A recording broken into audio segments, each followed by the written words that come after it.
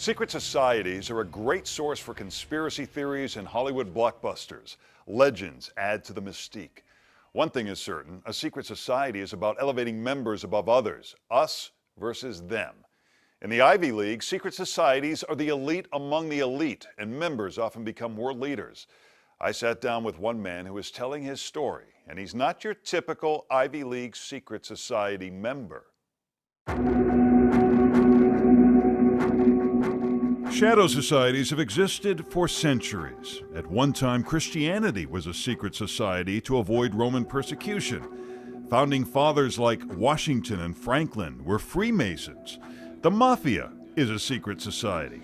Our membership has its pleasures, its hardships, and sometimes its pain. There are many reasons to join, but at the core is status, favoritism, and power. A toast to the successful progression of skulls above any other.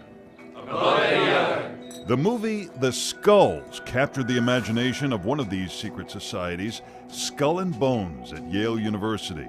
The film hit the box office in 2000 as a Skull and Bones member was running for office, George W. Bush. Other members included his father and grandfather, as well as Senator John Kerry. Skull and Bones was started in 1832 when people were starting to become suspicious of organizations like the Freemasons. So two men decided to make their college fraternity a secret society. Alphonso Taft, father of President Howard Taft, and a merchant named William Huntington Russell, who made his fortune transporting opium. For centuries, secret societies like these were for white men, primarily from established and wealthy families.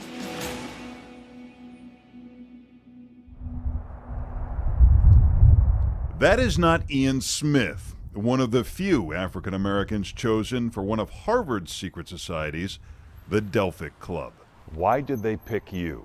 You know, it's been several decades since I was a member of the club or joined the club, and I have no idea why they chose me. I am everything that a club is not. I'm African American. I was not wealthy by any stretch of imagination. I come from a working class family. I had no legacy whatsoever at Harvard or in this kind of elite world. I don't know why they chose me, and they don't tell you why they chose you. Under his dorm room door in 1988, he received an invitation with 3 blue torches. That card opened a door to a world most never see. You do learn very quickly how important these clubs are, not just socially, but historically speaking. And they're very different from fraternities in the sense of they are more formal, they tend to be more elegant, they have a lot more money. Money, women, parties, exotic trips, and cars.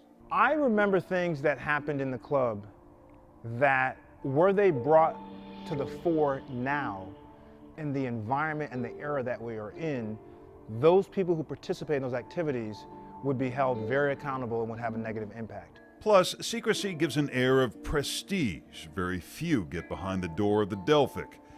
Sure, Ian Smith was a great student and athlete, but he was not like the others. He grew up in a working-class neighborhood in Danbury, Connecticut with a single mom. You know, I think I was a pretty fun guy and, you know, affable. I didn't have a lot of hang-ups, and so I think that the guys just probably liked me. But were you conflicted going in, knowing the history of these groups and how they typically had viewed African Americans or even people who didn't come from the power structure of the East? Yes. For years, these clubs have kept out people like myself, African Americans, people who don't come from money. And so here I was, almost feeling like I was betraying my past because I was joining a club that stood for things that either demeaned or didn't represent where I came from. And so, yeah, that was problematic for me, but my curiosity won over. Did you justify it by saying, hey, maybe I can reform this group from the inside? So I felt like I'm not going to sit here and paint myself as a radical, like I had this kind of, you know, revolutionary idea going into these clubs because I was just a kid. But I did feel like, well, maybe if I get in and they realize that guys like me are good guys, even though I'm not rich, and though I'm African American, that we're good guys and like to hang around with me, and maybe they'll let more in. The Delphic Club is a secret society at Harvard. This is the Delphic Mansion. As you can see, there's no sign on the front of it. Dr. Ian Smith says there's top-notch security here because over the years people have tried to break in to discover the rare books, artwork, and valuable artifacts that are inside. It's part of the plot of Smith's new book, The Ancient Nine, an elite secret society working within the secret Delphic Club.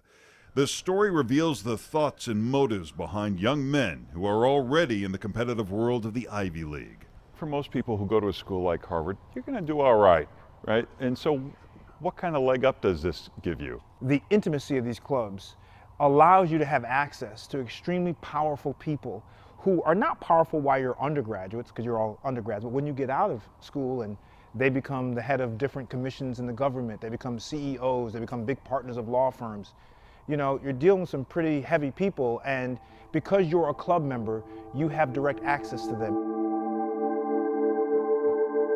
The Delphic was reportedly started by J.P. Morgan, one of the wealthiest and most powerful businessmen in the world in the late 19th century. Some people believe these secret societies are part of a master plan to control world events. The reality is, these Ivy League secret societies have generated leaders from Wall Street to Washington, a world that includes banking with dictators or CIA assassinations. That doesn't mean they're driven by some secret handshake from college. As students, some are driven by a thirst for power, others by family legacy. Smith says he was driven primarily by curiosity. I come from the other side of the tracks, and so I was interested to see, how they talk. What do they do on their downtime? What does it look like? Did you find the kids of wealthy families were perhaps not as happy as you would think they would be as a kid who was not wealthy? They were what I expected, in the sense of, these elite, very privileged kids who had a very different lifestyle. That to me was very surreal. His first novel is somewhat autobiographical and infuses a lesson for the other 99% of young men and women who will never get into an Ivy League school, let alone a secret society. When you are a grounded person and you are confident in who you are and what you are, the environment will not have such an impact on you that you lose the core of your being. The clubs are not affiliated with Harvard. The university has tried to shut them down for not being inclusive. Currently, they've taken their biggest push ever to try to squash these clubs. That is, you can't be a captain of a varsity athletic team. You can't hold a student government position. And also, they will not give you recommendations for scholarships like the Rhodes Scholar or something like that. They won't give you these referrals and recommendations. So they're trying, but at the end of the day, these clubs, in my opinion, will be around forever because these clubs are independent organizations, whether the university likes them or not. And what about the Ancient Nine, that elite core within a secret society? The Ancient Nine represents a group of anonymous men who are basically a secret society within the secret society. They've been rumored for many, many years. I will not say whether or not they exist. In secret societies, sometimes the secret isn't about the secret, but whether you can keep it. Smith didn't. He didn't give away all the Delphic secrets, but has he said too much? He says he's not worried.